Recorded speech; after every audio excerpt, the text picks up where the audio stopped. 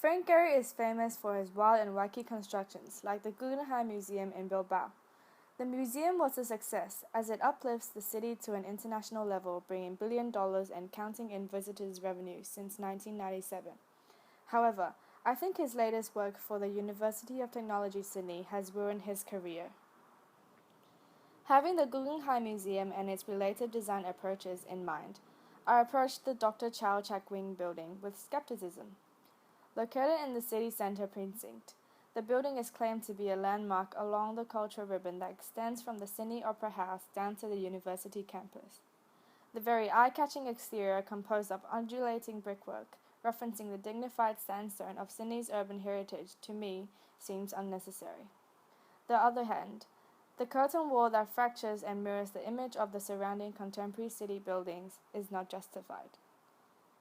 Having to feel like the building made no reference to the context, I have built up a strong desire to dislike the Dr. Chau Chak Wing building. To me, the building looks more like a rock climbing action center, and likewise, in 20 to 30 years, it will suffer the same serious structural problem as most of Gehry's other buildings. In 50 years' time, it will be knocked down and replaced. Gehry imagined the building to be a tree house with a trunk of social spaces branching into areas of discipline, knowledge, and research.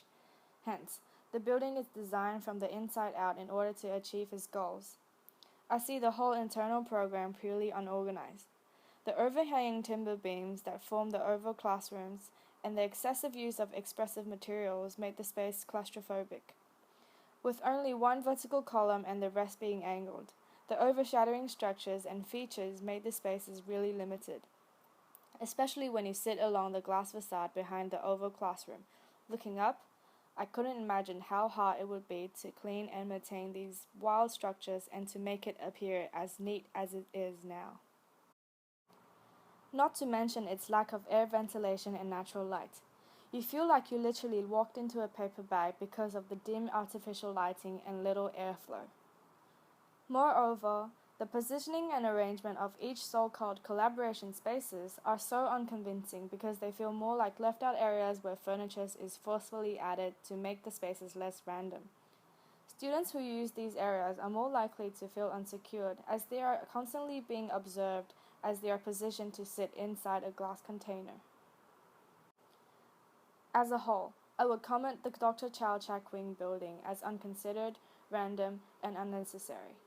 His treehouse scheme is not consistent throughout the building, and a lot of the elements were poorly considered from the building user's angle.